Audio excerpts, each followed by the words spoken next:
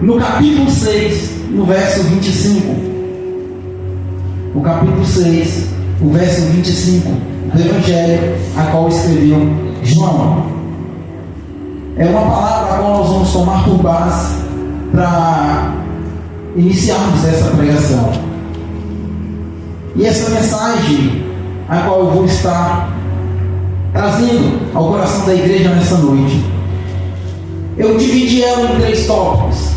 Eu gostaria que os irmãos repetissem comigo cada um desses tópicos ao qual Deus ministrou ao meu coração a essa mensagem. Vamos lá. O primeiro tópico: a desobediência te leva a fugir de Deus. Repita comigo: a desobediência te leva a fugir de Deus. Quando a gente repete, a gente memoriza. O segundo tópico: quando você entende em quem você está, você não precisa preocupar para onde vai. Vamos lá?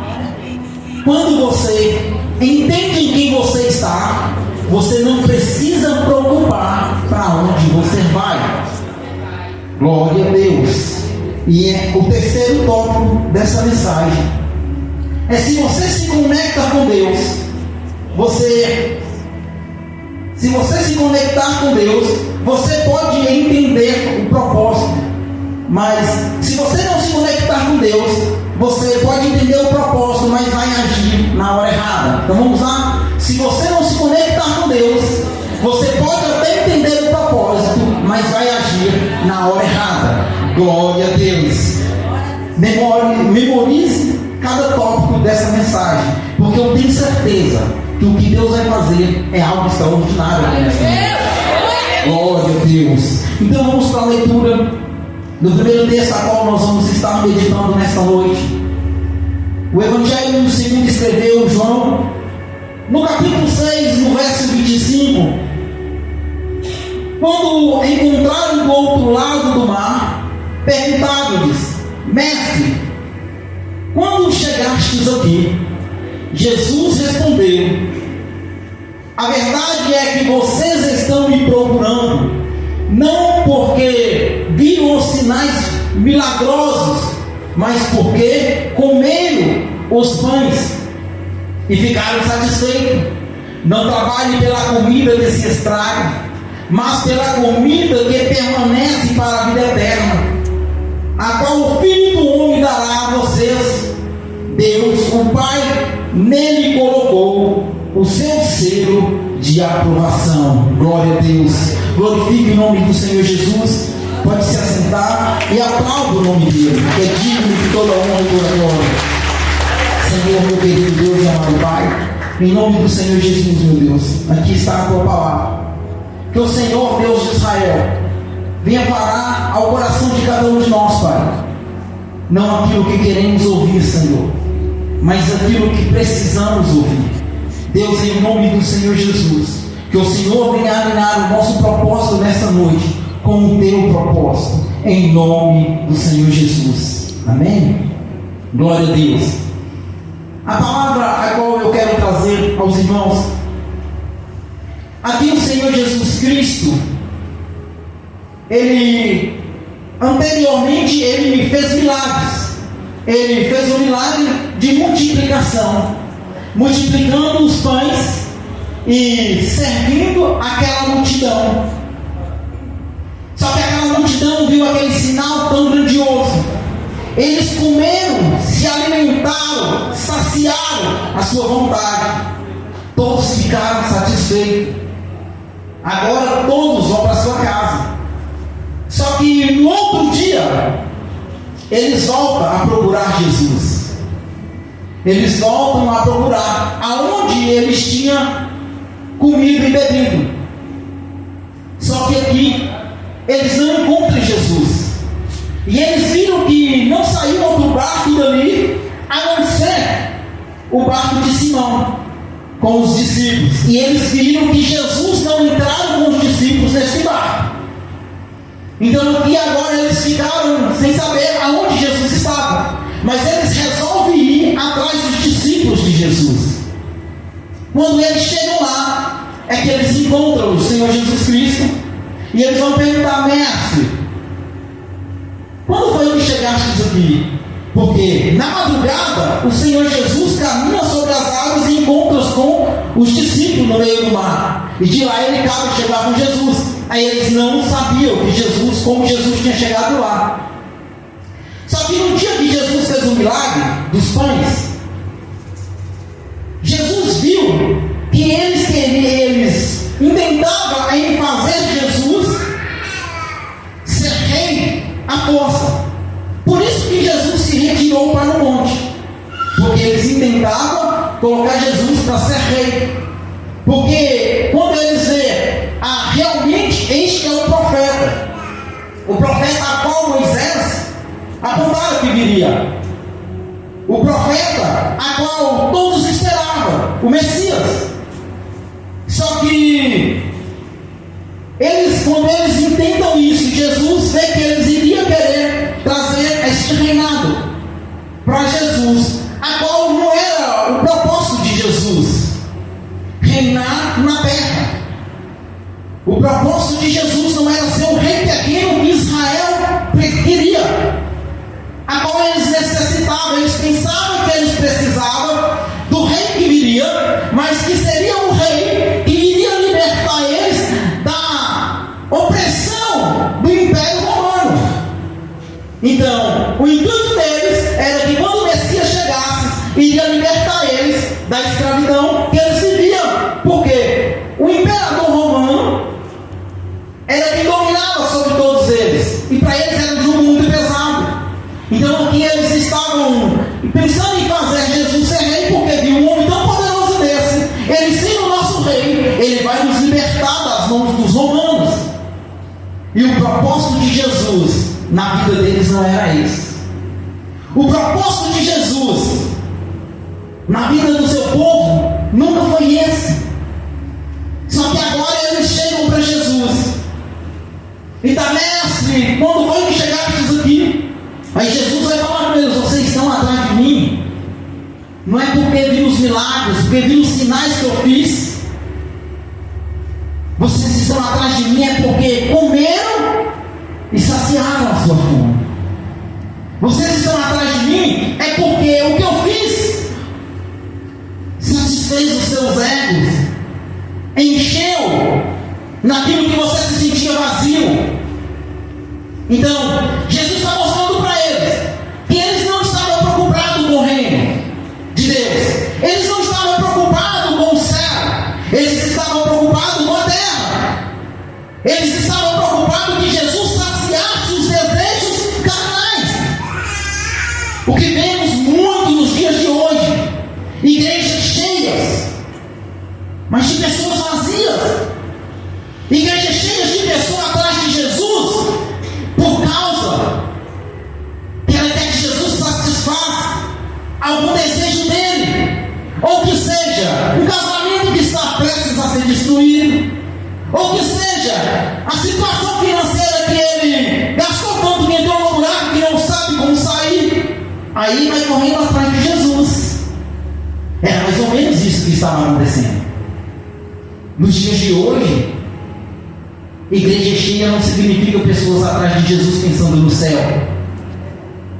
Tem muitas igrejas voltadas que, se Jesus voltar, você vai ver quantos que vai subir. Porque hoje ninguém pensa mais no céu. Poucos estão com sinceridade com o Senhor. Assim estava naquele tempo. As pessoas estavam vindo atrás da pessoa certa, com a intenção errada. As pessoas estavam vindo atrás de Jesus, mas com o interesse de satisfação própria, do seu ego.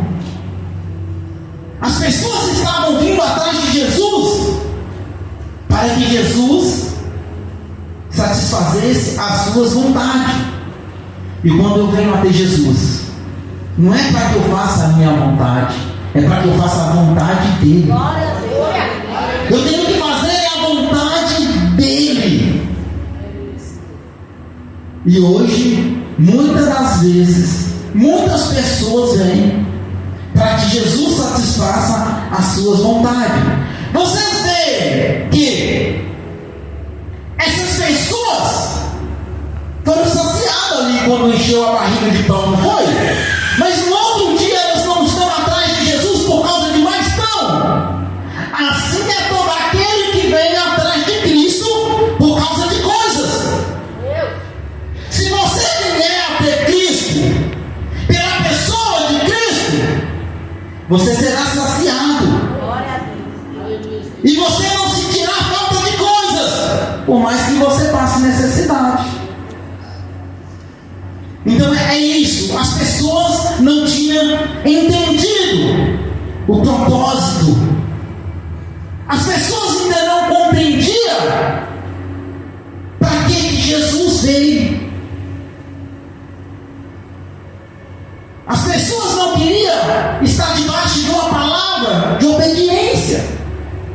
E é aqui que eu entro. No primeiro tópico da mensagem, a qual Deus colocou no meu coração.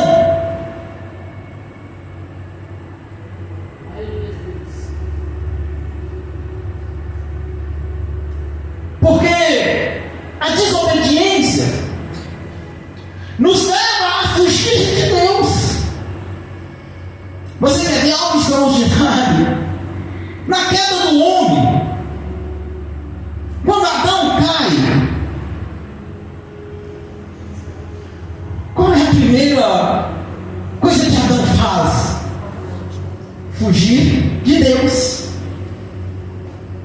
Adão está a fugir de Deus, porque a desobediência nos leva a fugir de Deus. Quando Adão ele cai, Deus chega no jardim. Adão ouve os passos do Senhor e foge do Senhor. Ei, mas deixa eu te falar. O Senhor não chegou no jardim para acusar Adão. O Senhor não chegou no jardim para falar: Adão, o que foi que você fez? O Senhor não chegou assim no jardim. O Senhor chegou no jardim. Deus é onisciente, onipresente e onipotente. Deus já sabia tudo o que Adão tinha feito. Deus já sabia aonde Adão estava. Só que Deus chega no jardim, fala assim: Adão, cadê você, Adão? Olha o que Deus fala com Adão. Por que Deus não chega falando: Adão, o que você fez? Porque quem acusa quem cai somos nós. Deus não acusa ninguém que caiu. Deus te dá uma oportunidade para você se levantar e se erguer novamente. É isso que Deus quer. Ele não veio para julgar o mundo, mas para trazer vida eterna a cada um de nós. Deus fala para Adão: Adão, cadê você, Adão? Senhor, ouvi os teus passos chegando no jardim e tive medo, porque estava nu. Quando Deus fala para Adão, nas entrelinhas do texto, Jesus está dizendo: Adão, o problema não é o que você fez, mas sim a consequência do que você fez. Para onde está te levando? Para onde o que você fez, Adão, está te levando? O que você fez, Adão, está te levando para perto de mim, Adão? Ou para longe de mim? Adão, o que você fez está te levando a fugir de mim, Adão? Então Deus não entra com palavra de acusação. Deus entra mostrando para Adão: Adão, eu só quero te mostrar que todas as vezes que você me desobedecer, Adão, você vai se esconder. Todas as vezes, Adão, que você me desobedece, você foge de mim. Você se distancia mais de mim, Adão. Deus, ele não acusa Adão. Muitas das vezes, nós como igreja do Senhor somos falhos. Em vez de uma pessoa precisando de ajuda, mas nós trazemos juízo de acusação sobre essas pessoas, enquanto o próprio Deus não fez isso.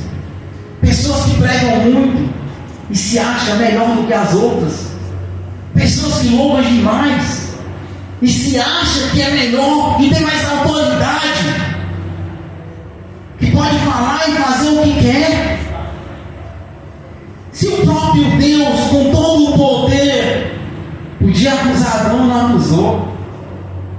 Ele está falando: Adão, se você continuar desse jeito, você vai continuar fugindo de mim.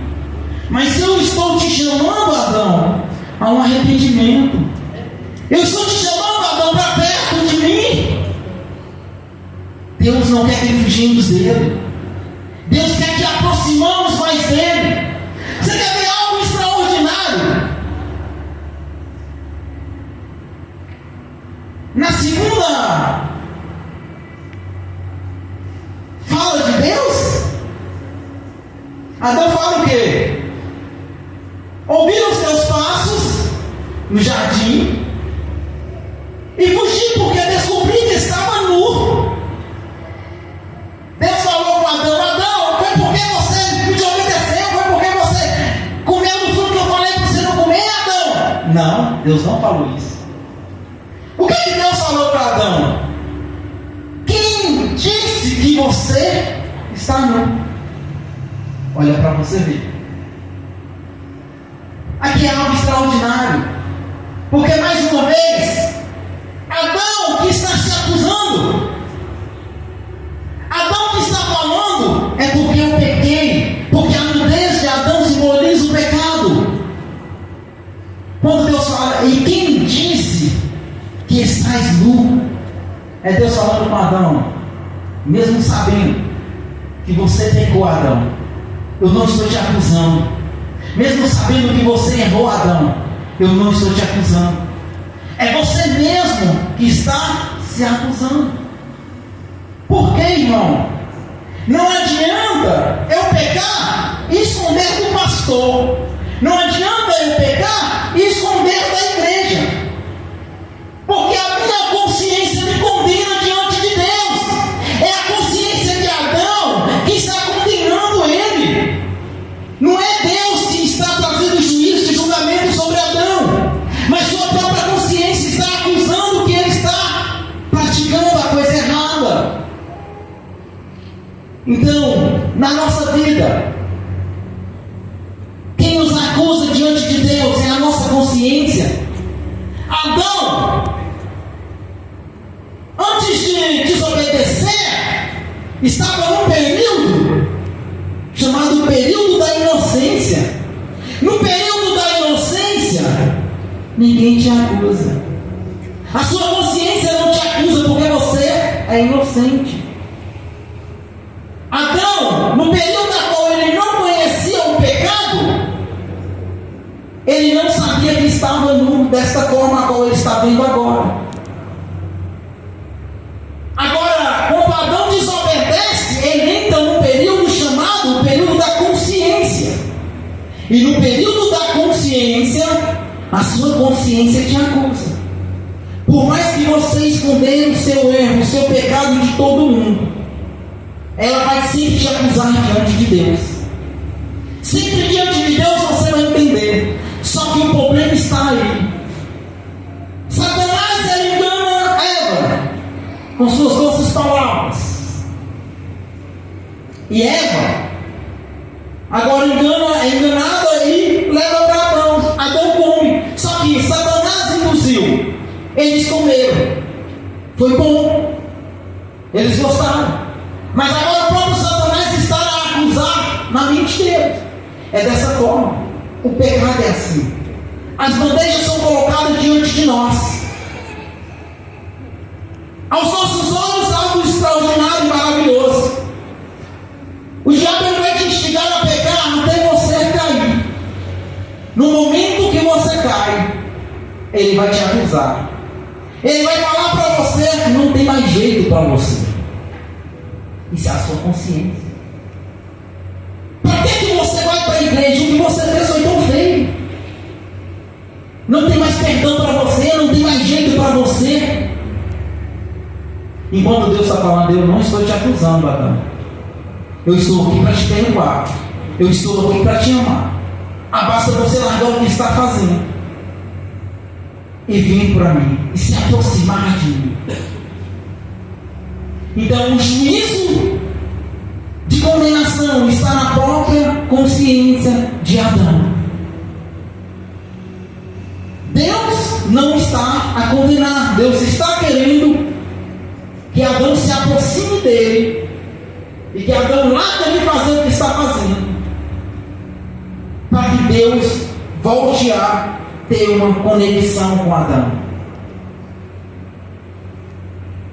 Algo muito interessante acerca da nossa consciência.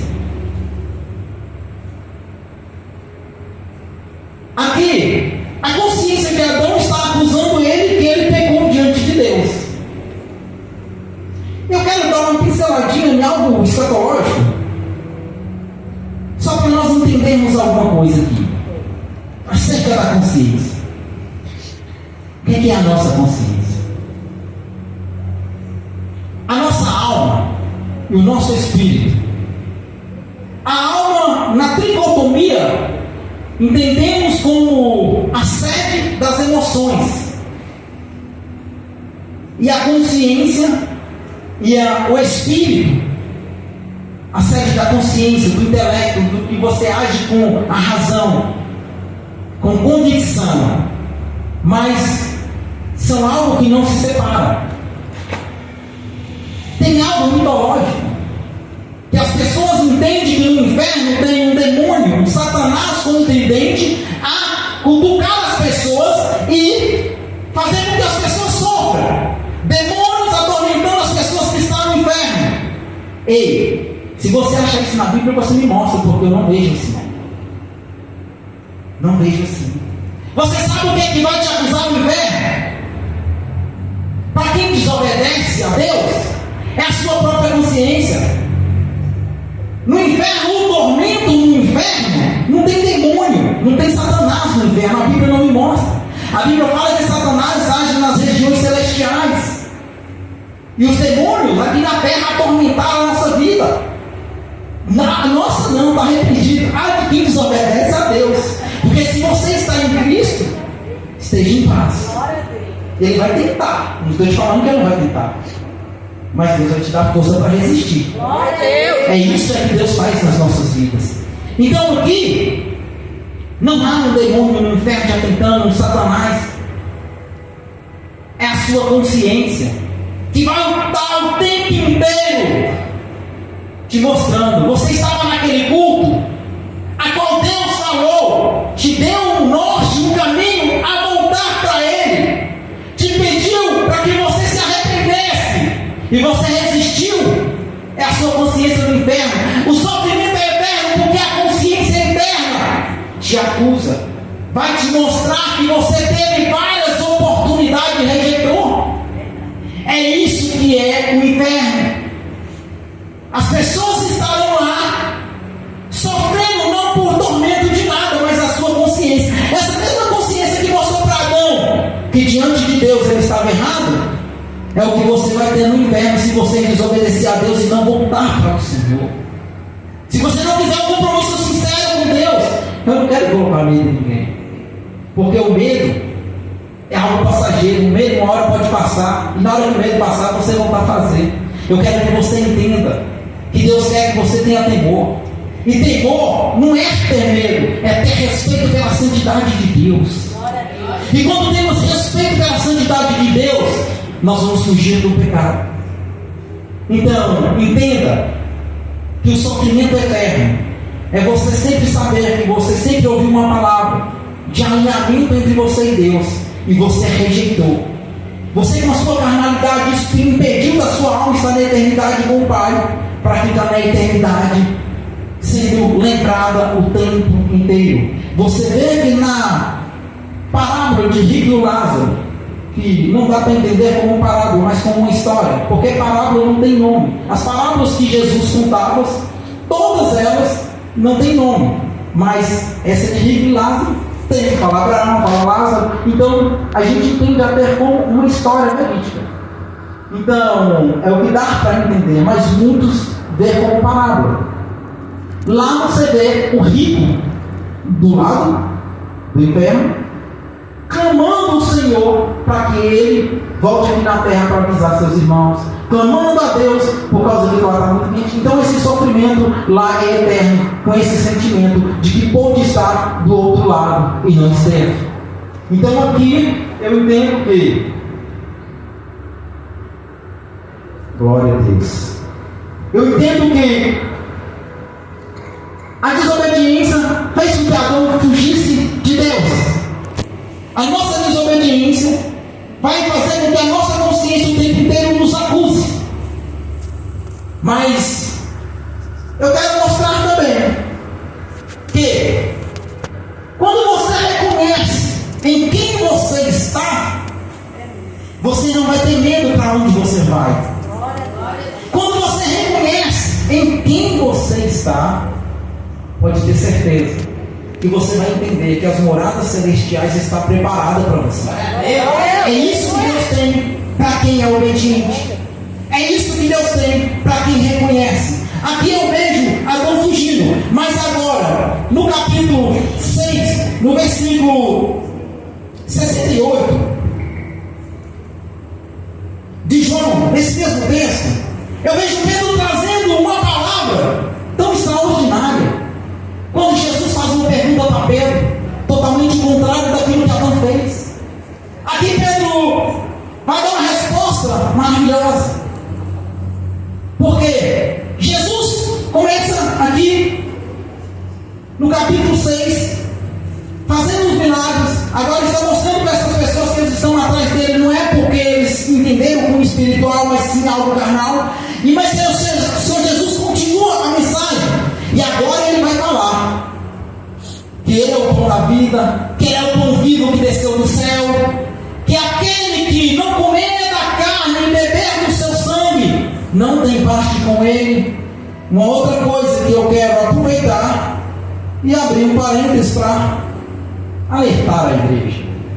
Quando Jesus fala que aquele que não comer da sua carne e não beber do seu sangue não tem parte com ele, você lembra daquilo? Agora, domingo nós vamos fazer, que é a ceia do Senhor. O Senhor Jesus falou para que façamos menção do corpo e do sangue, para que venha à nossa memória aquilo a qual ele fez na cruz do Calvário por nós. Então, quando nós fazemos menção de tomarmos a Santa Ceia, nós estamos lembrando o que o Senhor Jesus Cristo pagou na cruz por nós. Agora, se você, por algum motivo, não ceia, não come do pão, não come do corpo, nem bebe do sangue, é algo preocupante. Porque Jesus falou que não vai ter parte com ele. Eu posso estar na igreja há 20 anos, mas tem algo que me impede de estar ceando. Por que algo me impede de estar ceando? Se me impede é porque eu não estou aberto para um relacionamento com Cristo. Então, essa mensagem Jesus trouxe, mas foi muito dura para este povo. Eles começaram a falar: quem pode ouvir essa mensagem? Esse homem dizer que ele é o Filho de Deus, que ele é o pão vivo que desceu do céu, que temos que alimentar dele para ter a vida eterna.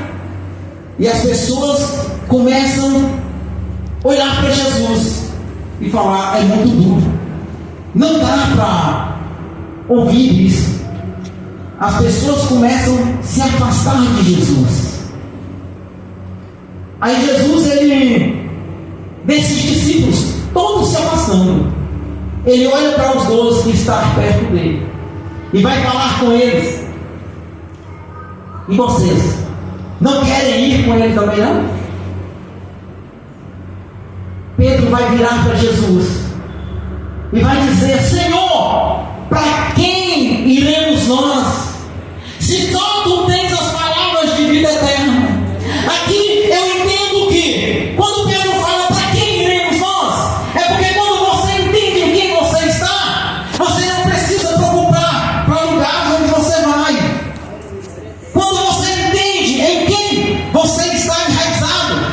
não precisa preocupar, porque a palavra de Deus, ela vai nos mostrar em Romanos no capítulo 1 também, que fala que para quem está em Cristo Jesus, nenhuma condenação há. É estar em Cristo Jesus. É o que Pedro entende e fala com o Senhor.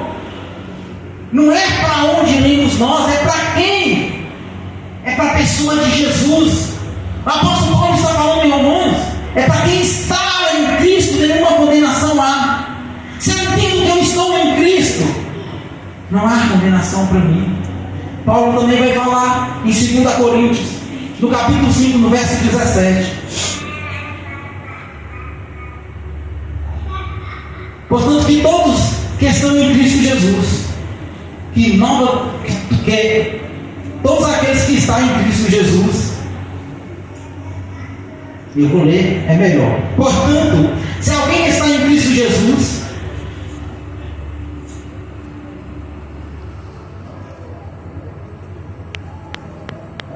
as coisas velhas já passaram e eis que tudo se fez novo. Então, Paulo está falando que quem está em Cristo Jesus, você não precisa preocupar com o seu passado. Você não precisa preocupar com o que você fez, mas sim com o que você quer viver a partir de agora. Glória a Deus. Sim com o que você quer viver. Em quem você está? Se é em Cristo Jesus, você está no caminho da obediência. Você está no caminho que vai te conectar a Deus. Totalmente oposto do que Adão fez. Adão errou e quis fugir. Pedro, numa palavra que Jesus está falando, você também não quer fugir? Ele fala: eu quero me aproximar. Eu quero estar no Senhor. Eu quero viver próximo de Ti. Então, se você entende em quem você está, pode ter certeza que você vai ter uma vida que vai se conectar com Deus, que você vai conseguir ter uma conexão maior com Deus. E agora nós vimos que se você obedece e você reconhece em quem você está,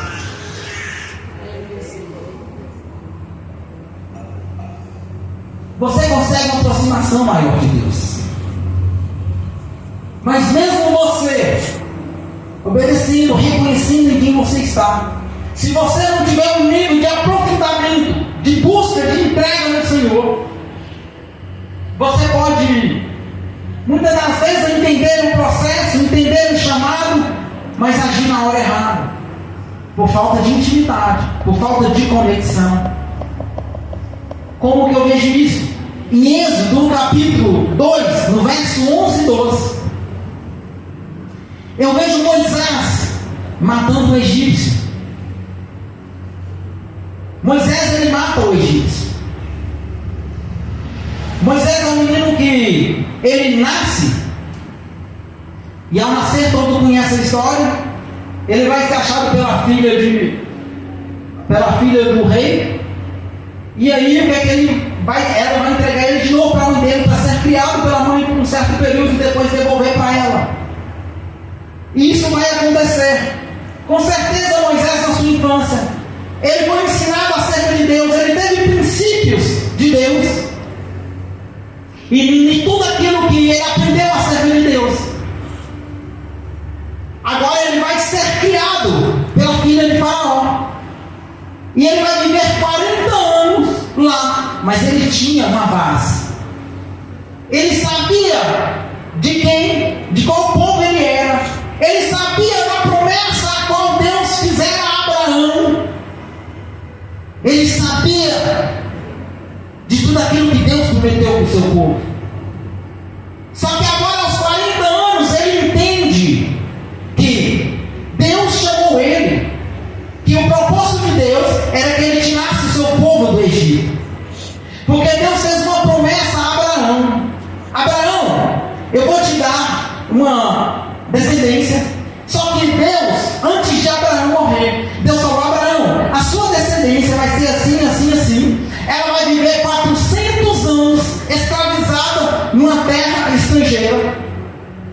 E nessa terra Agora ele vai viver escravizado. Chegar a 400 anos, eu vou tirar eles de lá. Vou tirar como um forte. Eles vão trazer os despojos daquela nação. E eu julgarei aquela nação a qual escravizou a tua descendência. Essa é a promessa de Deus para Abraão.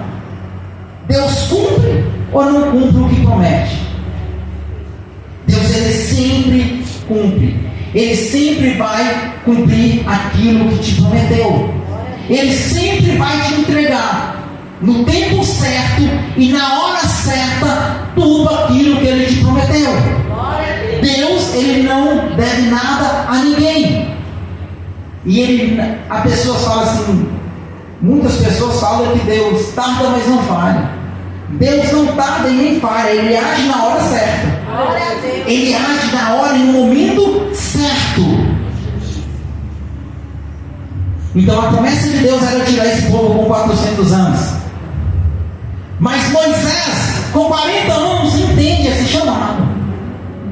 Ele sabia a qual Deus chamou ele para tirar esse povo. Só que Moisés vai tentar mostrar para o povo a qual Deus chamou ele.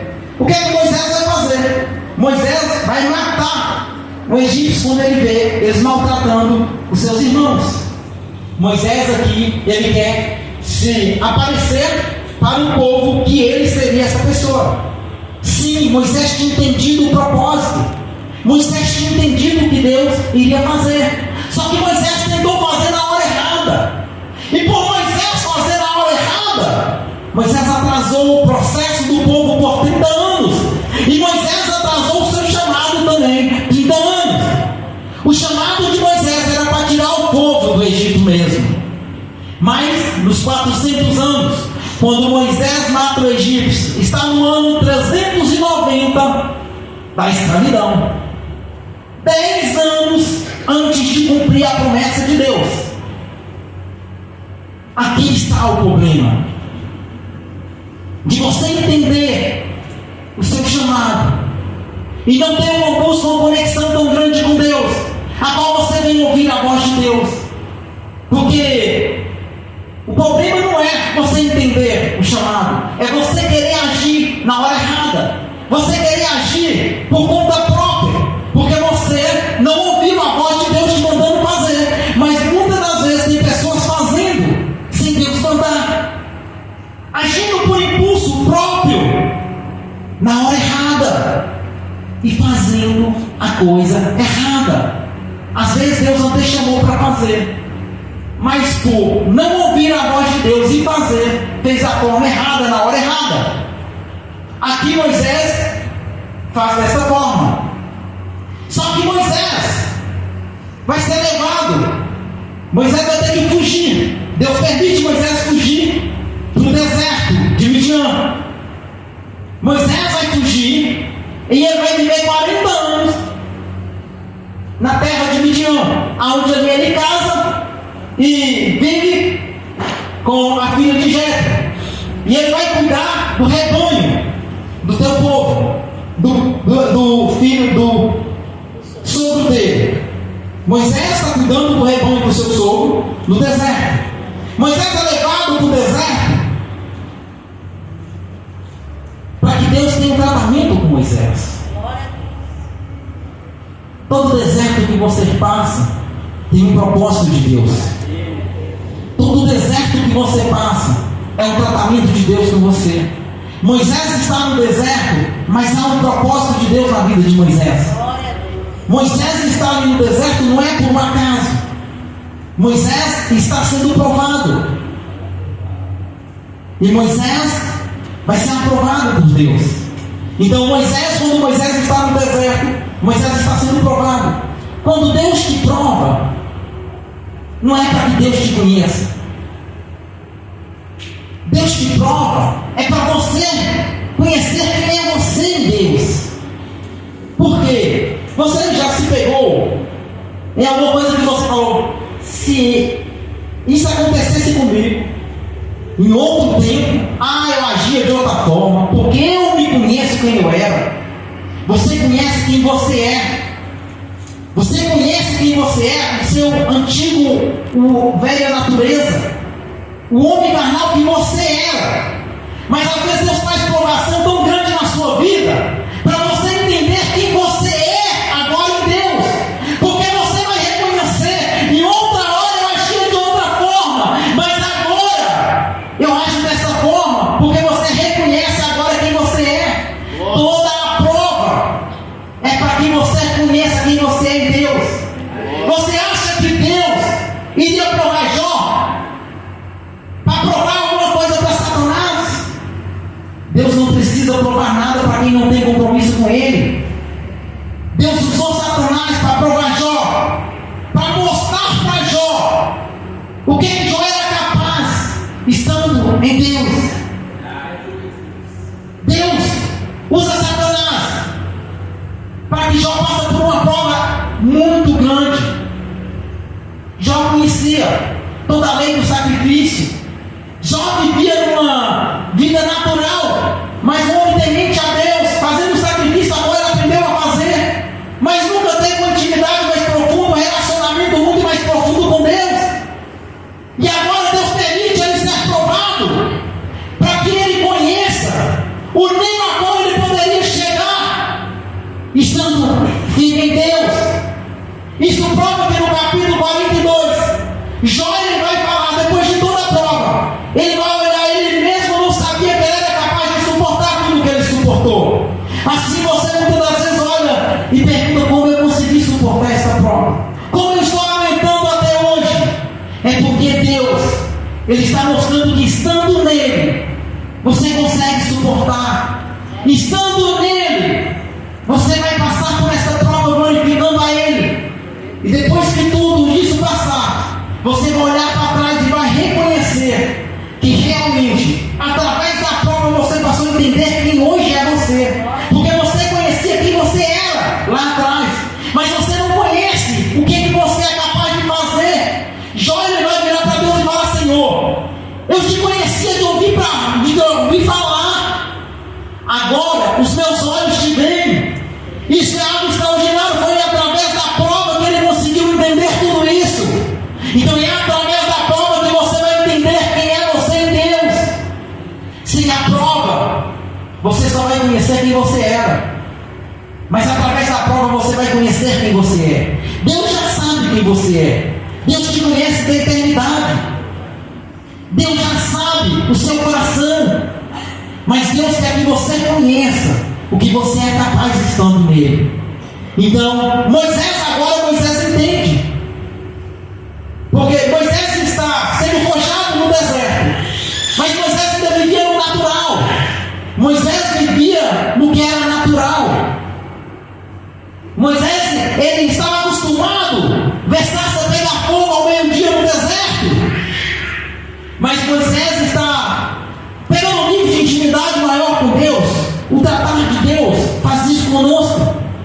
Aqui Moisés está sendo levado a ter um relacionamento mais profundo com Deus, até o ponto de Moisés começar a ver o sobrenatural acontecer na vida dele.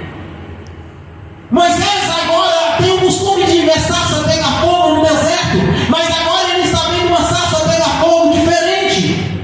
Aqui os olhos espirituais de Moisés estão se abrindo. Moisés está saindo do natural para o sobrenatural.